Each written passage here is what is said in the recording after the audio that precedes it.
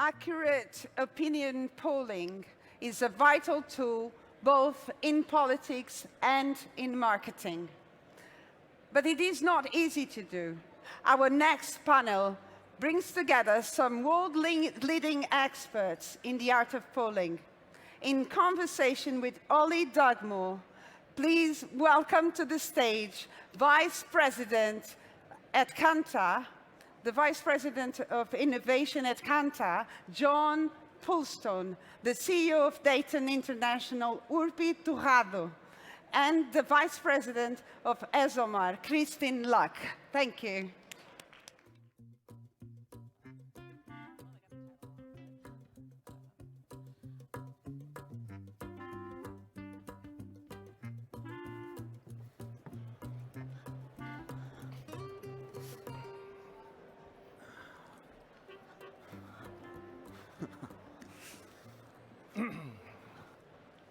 Hello, everyone. How's it going? Thanks for having us. Kristin, I believe you have a reading that I think is going to set the tone nicely for what it is that we want to talk about, so I'll hand things over to you. Yeah, thank you. So ESOMAR, if you're not familiar with ESOMAR, we're a global association that represents the data and insights industry, and of course, polling and political polling is an important part of that. So we lobby and advocate for those professionals around the world, and we partner with another association called WAPOR, which is the World Association of Public Polling, Public Opinion Research. We're in the process of updating a study right now, but I wanted to just very briefly read some highlights from the last report from the executive summary, just so you have a taste of where we are with global polling at this moment. It would be wonderful to say that there's been a relaxation of restrictions on the freedom to conduct opinion polls and to publish polling results, but this isn't the case. In all of our studies, except for 1996, about half the countries studied reported some form of embargo on the publication of pre-election polls. And while there's been some movement in some countries to ease regulation since earlier studies, even more countries, including Brazil, Chile, El Salvador, Egypt, and Singapore, have tightened restrictions and extended embargoes. And I know Urpi's going to talk more about that in just a bit. Threats to global polling include government regulations, but regulation is not the only worry for researchers. For example, increased costs for quality polling are also a factor in Africa and Europe, as are declining response rates in Europe and in North America. In Latin America, there is concern about the ability to reach respondents because of crime and security concerns. And the study that we conducted shows that one thing that remains unchanged in governments is in more than half of the countries in our study, they restrict the publication of poll results before elections, with the strongest limits in Latin America.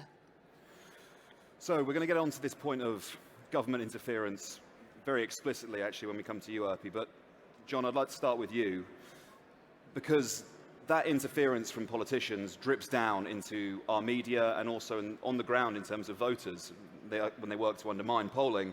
And one example of that is the host of the most popular show on the internet, Joe Rogan. And he says, pollsters can only measure people who are dumb enough to answer the phone to pollsters. Why is he wrong? Well, I mean, the growth of online research has meant that we can now access people in lots of different ways. Polling is undoubtedly difficult, particularly on the telephone, to know who you're talking to and to get balanced samples. But, well, I mean, I've done a lot of work analyzing the accuracy of polling. I've analyzed about 30,000 polls over the last 60 years and sort of tracked the overall quality of results, and it's remained remarkably steady. The average poll conducted 7 days before the election, 88% are within their published margin of error. 85% of polls conducted predict the end result. That's before you start aggregating. When you aggregate polling predictions, they become even more accurate in the 95% region. So there's a little bit of a misnomer that polls are not accurate. They actually are remarkably accurate. We just don't hear about the ones that are not. I mean, That's true. Yeah, basically once every 20 polls, you're going to get a misread. Unfortunately, it's happened twice in the last 2 US elections, a sort of black swan experience. But I mean, the last US election was particularly problematic because of actually the pressure on the leaders' attitude towards polling meant that some people simply didn't want to talk to polling companies, which, you know, I think is a problem, a unique problem in some respects. But I think that, yes, polling is particularly difficult. It requires a lot of skill to do properly. I mean, the good people invest an awful lot of effort in preliminarily, before they do any polling, understanding the audiences they're talking to, understanding the biases of their sample sources, and calibrating for that, understanding the fault lines in the society to understand that make sure they have balanced sample. No one probably quite realizes the work that goes into, you know, one of the big companies like YouGov, the work that they put in to ensure that they are fully representative in the samples that they reach. And you know, I would say, obviously I'm an advocate for the polling industry, but I mean, I think that it's a lot more accurate than people would probably give credit to. We'll get to this point of whether indeed the actual purpose of polling is just predictive accuracy, but very quickly on that point about the 2 US elections, what is it in your view that led to the results not necessarily correlating with what the polling was indicating? Well, 2016 was, it's been well looked at. In actual fact, at a national level, the polls were remarkably accurate. I can tell you, actually, the 2016 election was the most accurate US poll in history. You won't believe me that. Some of the regional polls weren't very accurate, but there was what's known as a directional error, and that all the polls were out by the same amount in the same direction. And this is something that people struggle to get their head around, is that polls at any one point in time are just a measure of public opinion at a point in time, and we forget the fact that it moves. And even in the course of 2 or 3 days, it can move. And the way that media gets manipulated by you know, political events, it can remove really dramatically. It can move in a couple of hours. Over a small little story. And of course, 2016, there was a big blow-up of the news story around Hillary Clinton, you know, the email, and that swung a bit of movement. The last election, I think boils down to the fact that Trump alienated a group of voters from talking to polling companies, and they were invisible to pollsters. It was around about 4%, which made it extremely difficult to then account for what they were going to do. And that is an incredibly unique situation. Kristin, well, I think, you know, to back up Jon's point about the accuracy of polling, and particularly, you know, I think some of the negative feedback that the polling industry got around the 2016 election when Donald Trump in the U.S. was elected. You know, 10 of 11 of the Real Clear Politics polls predicted the outcome accurately. You know, we also have the Electoral College that we have to deal with in the U.S., and there were definitely some outliers within that system. And so I think to say that polling is inaccurate or that there are issues with it, I think is an exaggeration for sure. So, Urpi, you have direct experience of government interference with your work. Tell us what your experience is. Yes, in LATAM in general, there are so many problems in 2 ways. One is the restrictions for just doing polling, and the other, the embargo for publishing results before elections.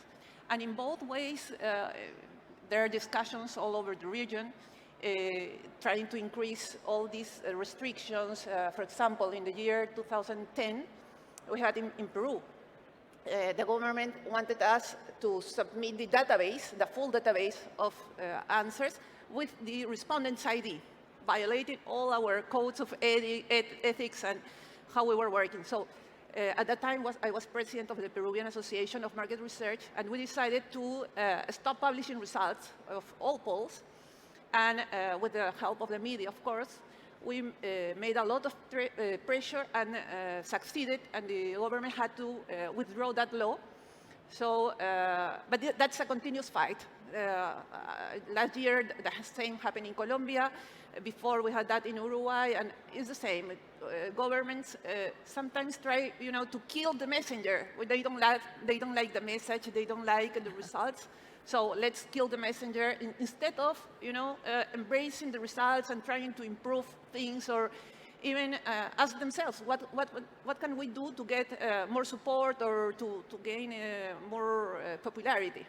So just to really spell things out, a former Peruvian president actually went to the media and accused you, your organization, of trying to extort him, say, give us some money and we'll improve your position in the polls. That happened, right? Yes, that happened to us. and he, at that time, our polls were giving him 5%. And what did he get in the end? 5%. Tells it all, really, doesn't it? In this point as well, specifically in Peru, you're talking about blocking polling coming out. That provides a vacuum. There's a void there, isn't there? And often that void can be filled with disinformation. Yes. In the region, in Peru, the embargo date is 7 days.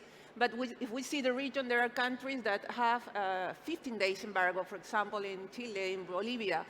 And the average in the region in general is 7 days. So that's a lot, especially considering that people usually decide their vote the last week before the elections, or even the same day of the election. So a lot of things happen that week, and we are not reporting that. And I think polls are the same as advertisement or any other piece of information that the public can get to get informed before the election day. So what is going on with these embargo dates is that a lot of fake polls are coming out. Last elections in Peru, we found, just for my company, 48 different fake results in the last week. And we're not the only ones doing polls. So you can imagine the huge amount of fake news, fake polls that come up because of these embargoes in the region. Kristin, is it usually a political motivation for impeding or undermining polls? In your experience, that's usually what motivates it? Well, I mean, I think that the motivation is that there are governments or businesses, depending on who benefits from a certain candidate being elected, that don't really want the actual sentiment of the population to come out. And so I think that's a lot of the motivation. I wouldn't say it's just government. I think it's big business as well. Particularly in the U.S., there's massive lobbying for certain candidates, and an incredible amount of money that goes into our election system around certain candidates. And they'll pay lots of money to get their person elected because it benefits their business in really meaningful ways. In your experience as well, are these problems uniform around the world, or in terms of different locations, are the problems different? In my experience, and it'd be great to hear from Urpi and Jon as well, they're different by region, and I think that's the powerful thing about ESOMAR is that we are a global association, and because of that, we're able to look at what's going on in one region, like Latin America, and then make sure that that around the world that polling is being held to the same standards, and that we're able to defend polling globally and not just in one region or one country, because there are differences. So, Jon, then, in the case of the UK, there's the efforts we've already discussed, government interference, political interference, and also methodological errors as well. But the UK also has a changing dynamic of politics, doesn't it? And yes. that informs that. Well, the whole world has got a changing dynamic. I think that polling in an era of sort of left-right politics was fairly well established for many years, and the way that polling companies work would to make sure they have representative groups from one side of the argument and the other when they poll. But now I think society is changing away from workers and bosses and unions and so on, and there's a lot of disaggregated, small-scale business people essentially running their own lives, who were once possibly traditionally left-wing voting individuals. They're now running their own, a plumber might be running his own business, and they have got a different viewpoint on the world, and that changing shape of society makes it very difficult to pin down how those people are actually going to vote, and it's difficult to quota for them. And they're sparked by different motivations. And you know, the rise of populism is a phenomenon around the world. It's individuals tapping into that group, that new group of people who have got their own interests, and talking to them in a different language that traditional, you know, left-right divides don't account for, which then makes it very difficult to, I mean, obviously, you know, the 2016 US election was suffered the same challenge. A whole load of what were traditionally low-educated voters who wouldn't normally vote were motivated to vote for the first time. And that changed the dynamic of who you, making sure you're reaching people in less educated rural communities who are, you know, who had a voice. Invisible voters. Yeah. This also comes back, doesn't it? It's sort of where we started about the purpose of polling, whether it is accurate prediction or to reflect public opinion, and how you do that in the context of invisible voters or movements like that. It's a very difficult challenge you're facing. Yes. I mean, I think my criticism is that I think that polling's turned into game. Yeah, a bit, you know, I think people like Nate Silver was tremendously successful at predicting results of the 2012 election, and people became enthusiastic about trying to create a model to try and predict the results of elections, and predicting the results seemed to be the be-all and end-all and purpose of gathering all that information, whereas actually the role of courting public opinion, finding out what they think, is tremendously richer and more important than just trying to work out the results of elections. The role of polling has all sorts of sincere and useful aspects for democracy, particularly in the world of social media, where there's so much misinformation running around, and you don't know where people are going. It's easy to get misinformed about what the public think just by looking at a Twitter feed. And so, you know, courting a well-conducted, well-balanced piece of market research is really the only way to properly understand what's going on in society and in a point in time before the run-up of an election is when it's most looked at, but it has rolled throughout the whole of, you know, the cycle of politics to hold people accountable.